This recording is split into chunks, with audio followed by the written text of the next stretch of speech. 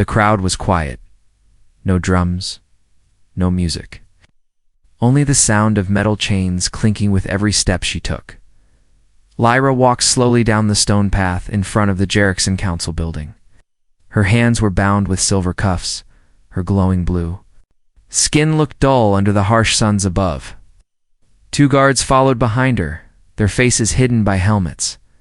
The crowd of nobles and traders watched without emotion. She wasn't a person to them anymore. She was payment. Her father had made a mistake. A big one. He borrowed money from the Terran Alliance to keep their estate. But when trade fell and crops died, he had nothing to pay it back. The council decided, instead of gold or land, they would send Lyra, the eldest daughter of House Varina, as a bride to a human man, one of their officers. A man she had never seen. She had heard rumors. Humans were strange, rough, and cold. Some said they kept alien wives in cages. Others said they never touched them at all. Lyra didn't know what to believe. All she knew was that her life was no longer her own. The gates opened. A sleek Terran transport ship waited outside, humming softly. The pilot waved. The guards pushed her forward. Inside the ship, everything was smooth and gray. Cold air touched her face. She sat in silence during the flight, staring at her cuffs. The human man, her husband, had paid off her family's debt in full. She was now his property. She held back her tears. Crying wouldn't help hours later. The ship landed on a small outpost planet called Halron 4, a green, quiet place with trees, wind, and sky. The door opened. She stepped out, expecting a crowd or soldiers waiting.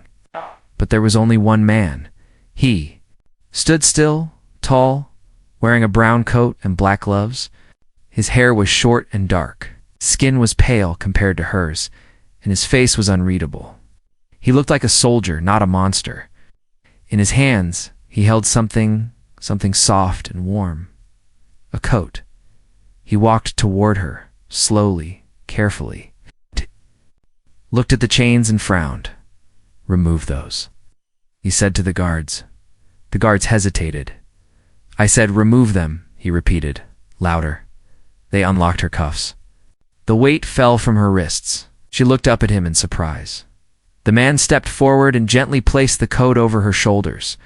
It smelled like clean cotton and smoke. She flinched, but he didn't grab her, didn't touch her skin.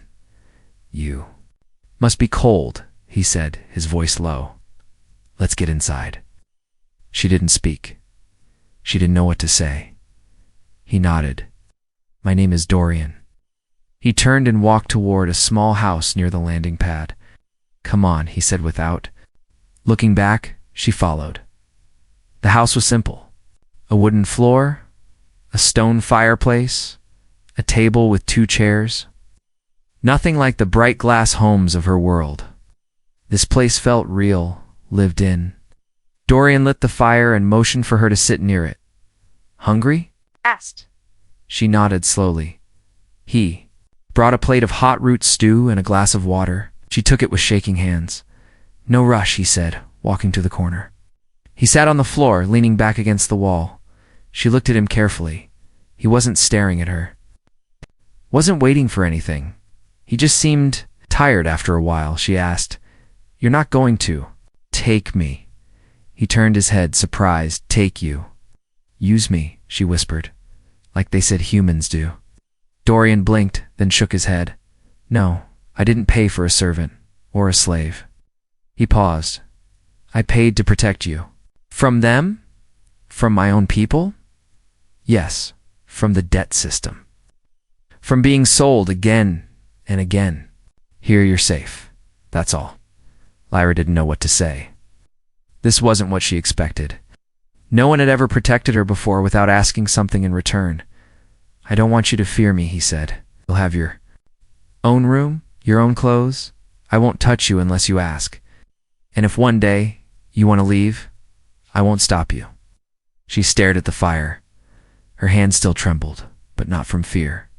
From confusion. This human was nothing like the stories Dorian stood up and opened a small door. Inside was a room with soft lights, a clean bed, and folded clothes on a shelf. "You can sleep here," he said. "I'll stay outside if you need anything." As he turned to go, she asked, "Why did you do this?" He paused. "Because everyone deserves a choice," he said. Then he closed the door behind him. Lyra sat on the bed, touched the soft blanket, and looked at the door. For the first time in her life, she didn't feel owned. She felt seen, and that scared her more than anything else. Lyra stood in front of the mirror, wearing a simple white dress made from earth fabric. It didn't shimmer like the wedding gowns on her home planet. There were no jewels, no glowing threads, no long trails behind her, just plain soft cloth and a tiny blue ribbon tied around her wrist. She touched the mirror gently, as if trying to see the old version of herself, but that girl was gone. This wasn't a royal wedding. It wasn't even a real celebration. There were only 4 people in the small human chapel: Dorian, the military priest, the translator drone, and Lyra. No family, no music, no feast, and still, she couldn't stop her heart from beating fast. The priest was reading the vows, but she barely heard him. Her eyes stayed on Dorian. He wore a black uniform with silver buttons, clean and sharp. He stood with both hands behind his back, stiff as stone. He didn't smile, didn't look at her, not even once during the whole ceremony.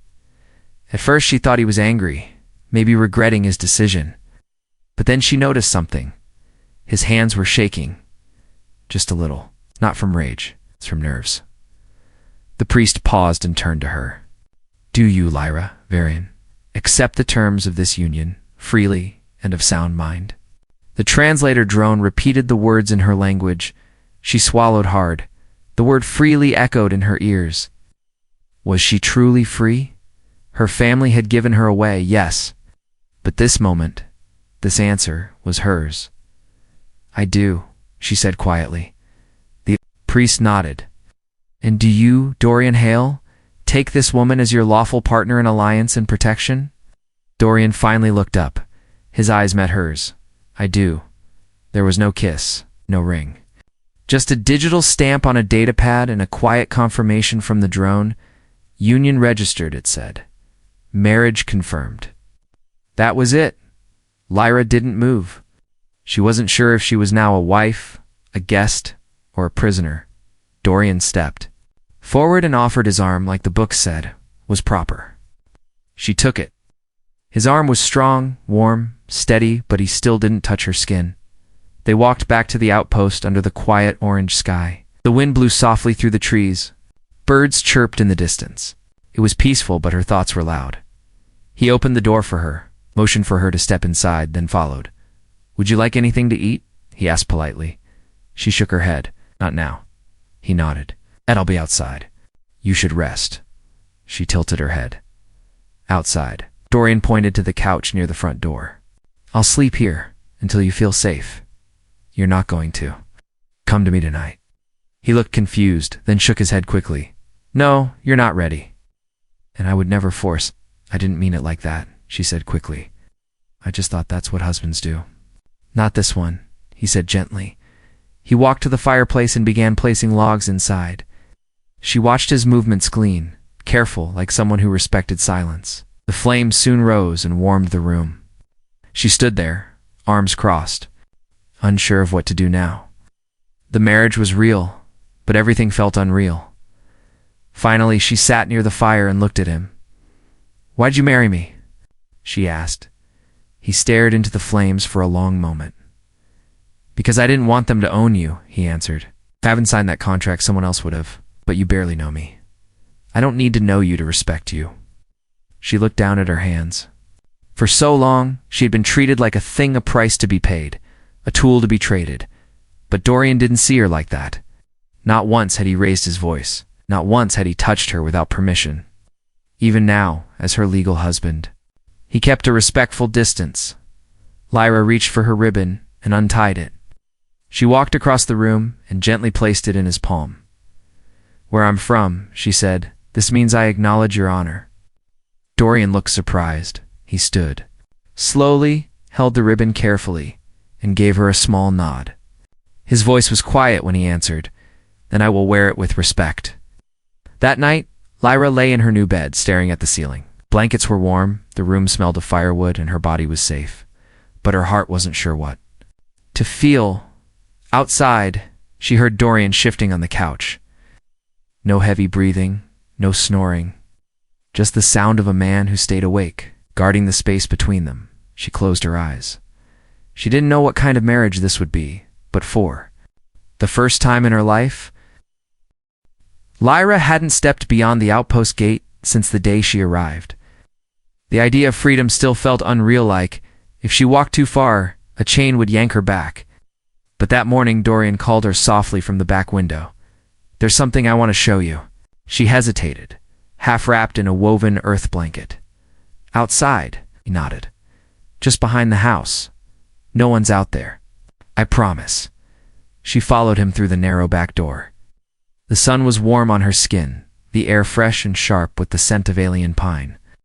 But what caught her breath was what lay just a few steps beyond. A garden.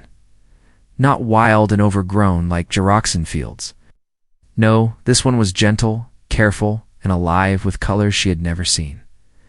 There were small earth vegetables with fat green leaves, short trees with yellow fruit, and tall stalks wrapped with vines of blue blossoms.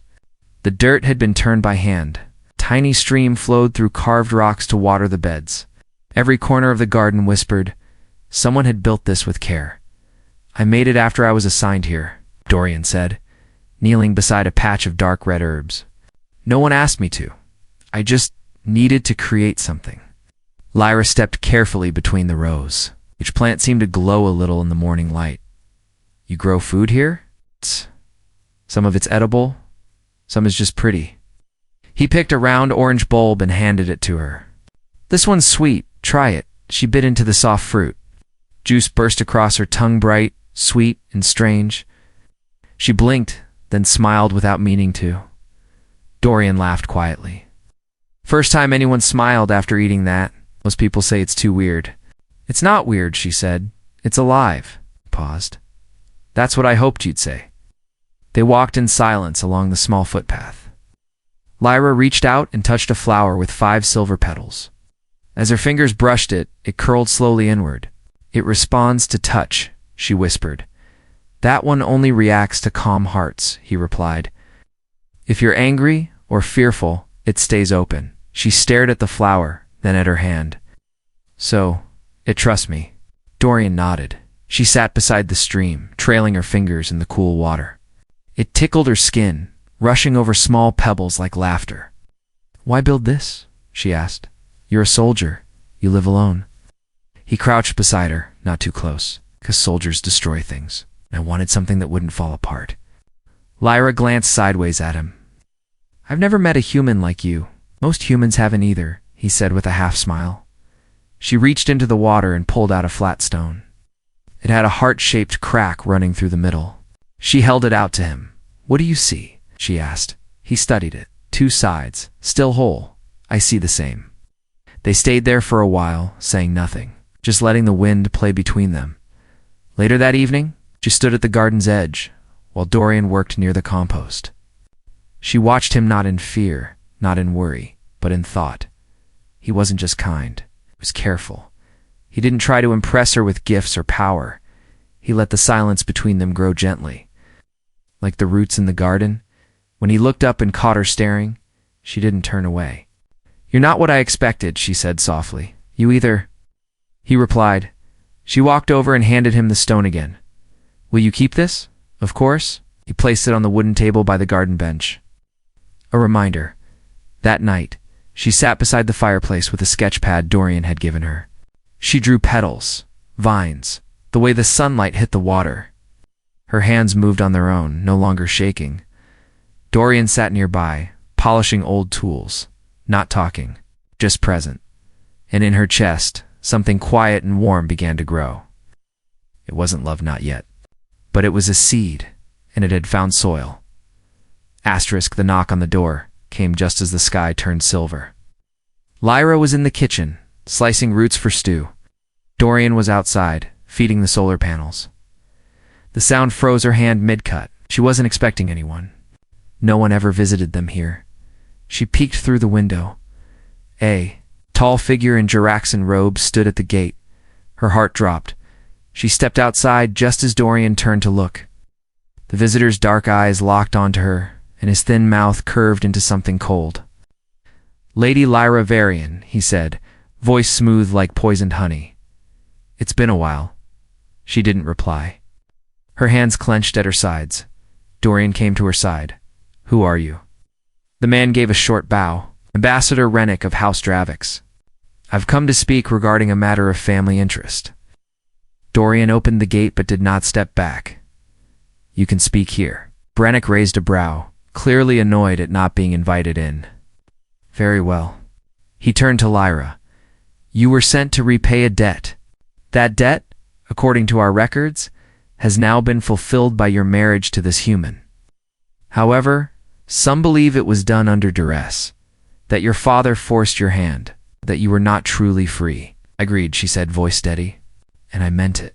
Rennick smiled in a way that made her skin crawl, spoken like someone trying very hard to believe her own words. He looked at Dorian. "House Dravix is prepared to offer a formal annulment. We will absorb the remaining balance of the debt and return the lady to her people. You may even keep the land your government assigned you as a gift of closure." Lyra flinched. "A gift?" Dorian stepped forward. "She's not something to return. She's not a debt.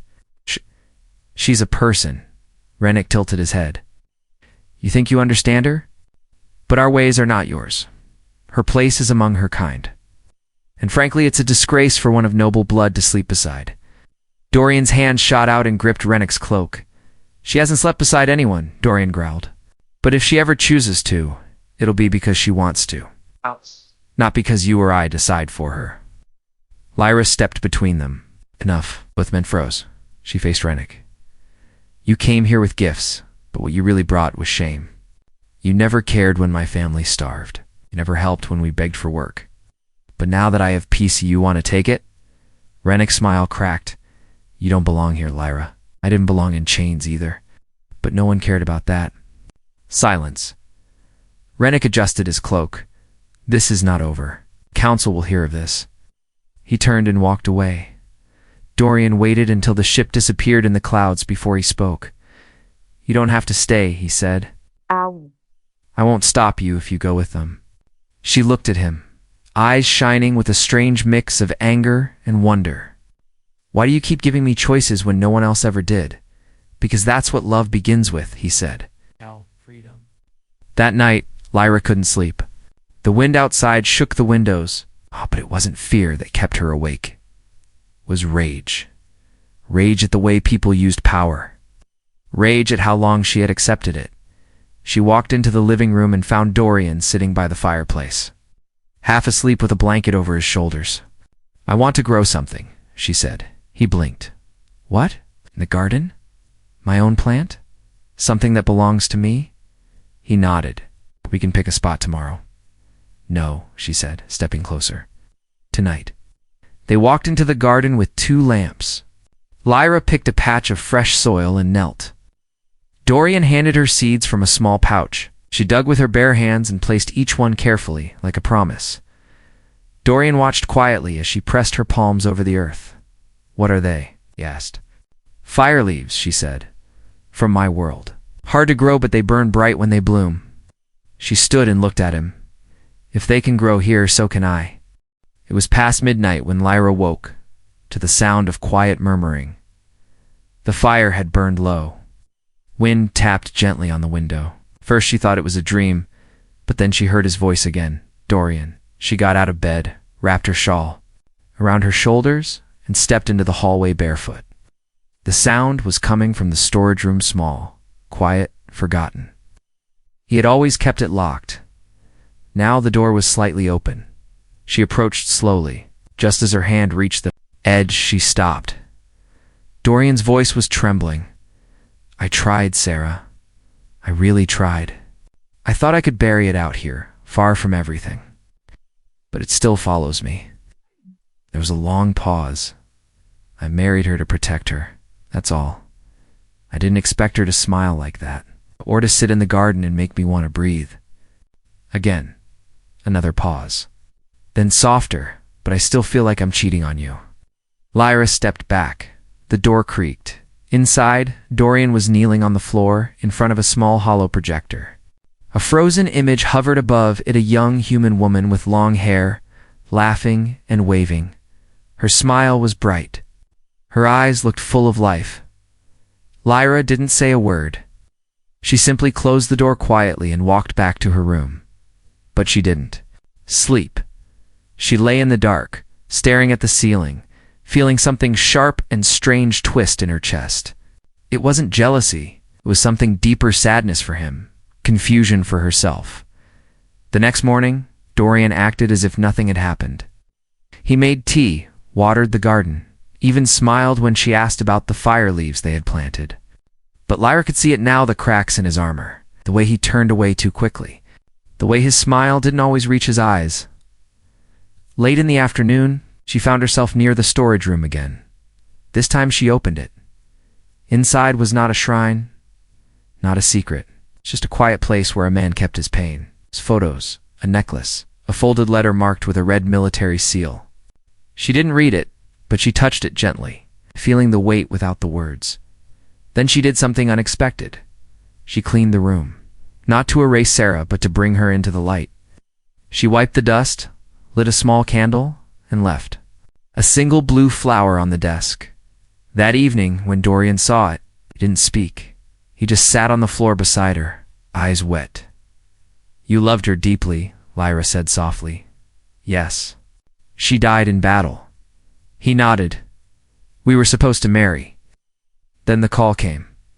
A border conflict on a mining moon. She volunteered. Said she'd be back before the wedding. She never came back. Dorian closed his eyes. Wow. Ship exploded during descent. "We never found her body." Lyra sat beside him. "I don't want to replace her," she whispered. "You're not," he replied. "You're something new. I just don't know how to hold both things at once." "You don't have to," she said. "Just hold my hand." She reached out. Slowly, Dorian took it. It was the first time they touched skin to skin, and something shifted. Not a fire, not a storm, a gentle opening, like a bud learning to bloom. The next day, the air was warm, the garden full of color. Lyra stood among the plants, her fingers brushing soft petals. Dorian came outside, carrying a new pot in his hands. "For your fire leaves," he said. "They've started to sprout." She smiled. "They're stubborn." "So are you." She laughed, and he laughed too. For the first time, didn't sound like a man escaping pain. It sounded like a man returning home. Asterisk. The stars above Halron 4 were always bright, but tonight the whole sky seemed to shimmer. Paper lanterns floated gently across the air, each carrying a wish written in two languages: Human Standard and Chiraxan script. The Festival of Lights had come. The outpost was glowing with music, laughter, and soft colors that danced across tents and stalls.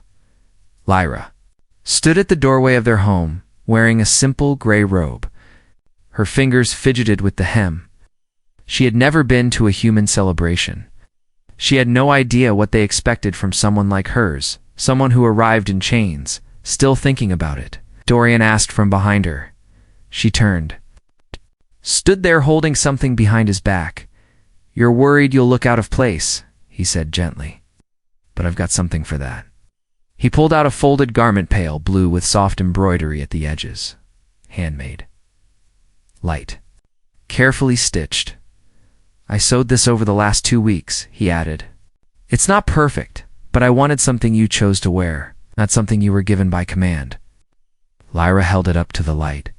The fabric caught the lantern glow and shimmered faintly, like mist on a lake. She traced the threadage. Line crooked, uneven, but full of care. "I love it," she whispered. And she meant it. They walked together toward the festival.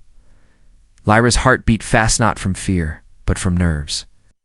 This was the first time she'd walked beside him as not just a stranger, not just a debt, but a woman. A partner. As they entered the gathering, eyes turned toward them. Some humans nodded in polite curiosity. A few stared longer than they should have, but no one mocked. No one laughed. In the center of the festival stood a tall tree lit with glowing stones around it, People danced in slow circles, hands joined. Dorian turned to her. "We don't have to join if you're not ready." Lyra stared at the circle. "I want to try." He took her hand. For once, she didn't flinch. They stepped into the rhythm, her bare feet touching the ground in time with the music. Her movements were unsure at first. Her race didn't dance this way, but Dorian's hand guided her gently, never forcing, only inviting. She laughed, just once, and it was real. Later, they sat near the riverbank where lanterns floated away into the sky. Each one carried a name, a prayer, or a memory. Dorian handed her a lantern and a small ink stick. "What do I write?" she asked. "Whatever you carry in your heart." She thought for a long time, then wrote in careful Jaraxan script, "I forgive myself." She released the lantern and watched it rise. Beside her, Dorian lit one of his own. When she peeked over, she saw it held only 2 words. "I begin." They didn't speak. They didn't need to. A few moments later, another soldier from the outpost approached them. He smiled too wide, his uniform wrinkled, and his voice louder than the festival needed. "Dorian, is this your alien wife? She's prettier than the last one I saw shipped in." Lyra stiffened. Dorian stood slowly, body tense. "Walk away," he said, but the man chuckled and leaned toward Lyra. "Tell me, sweetheart, did he buy you or win you?" Lyra stepped back, heart racing, before Dorian could say another word. She raised her hand and slapped the soldier across the face.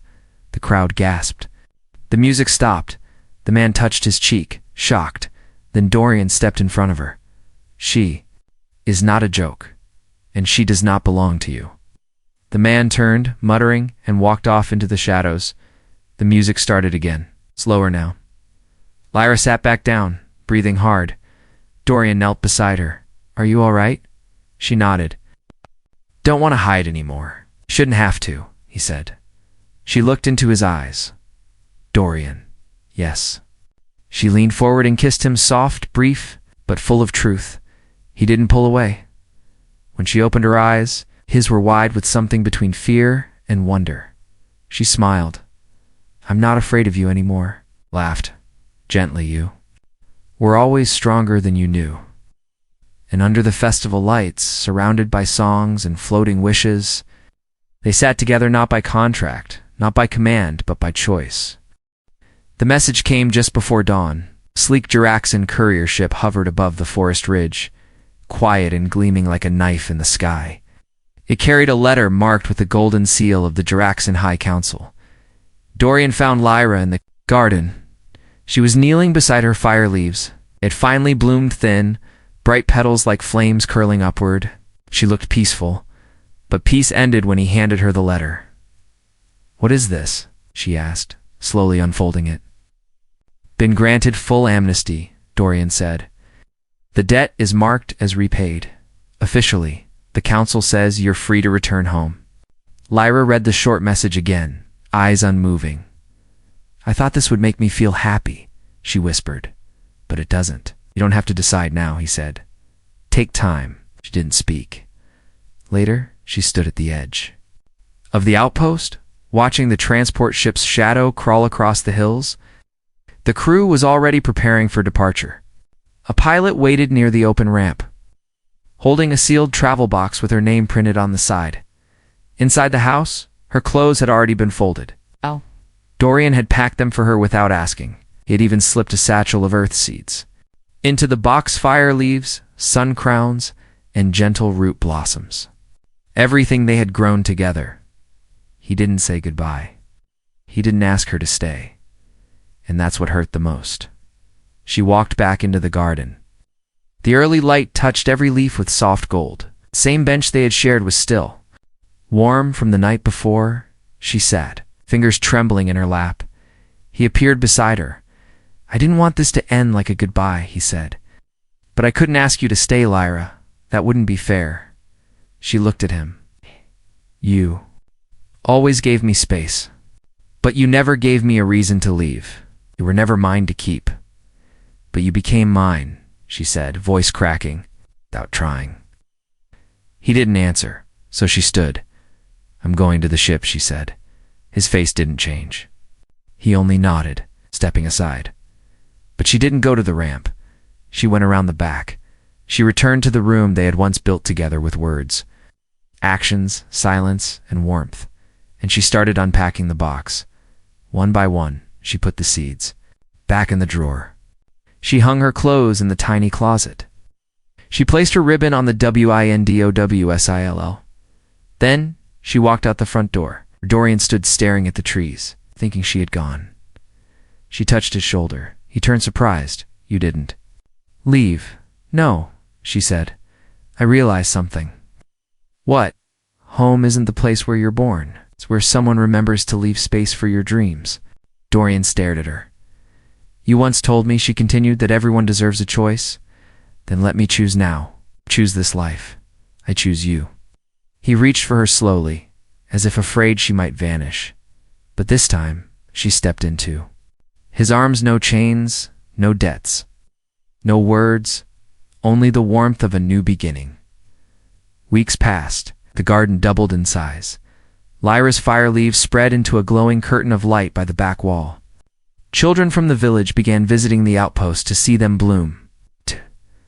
Dorian built a bench under the shade so she could sit and tell stories. One afternoon, she walked outside with a small box in her hand. Dorian was repairing the fence. She placed the box beside him. What's this? He asked. Something from my past, she said. But I want you to help me bury it. He opened it slowly. Inside were her old chain silver, smooth, still cold. Dorian looked up. Are you sure? Yes, but not just bury it. I want to plant something over it. He smiled. Then we'll plant something strong. Together, they dug a hole beneath the sun-crowned tree. They placed the chains inside. Then they packed the dirt tight and planted a new seed, one she had never dared to use before. Hope, as they watered it. Dorian placed his hand over hers, and she leaned into him, whispering, I never thought I would say this, but I'm glad the debt was mine to repay, because it brought me here. He didn't say anything. He just kissed her. And this time it wasn't the beginning of anything. It was the life they had chosen, blooming at last.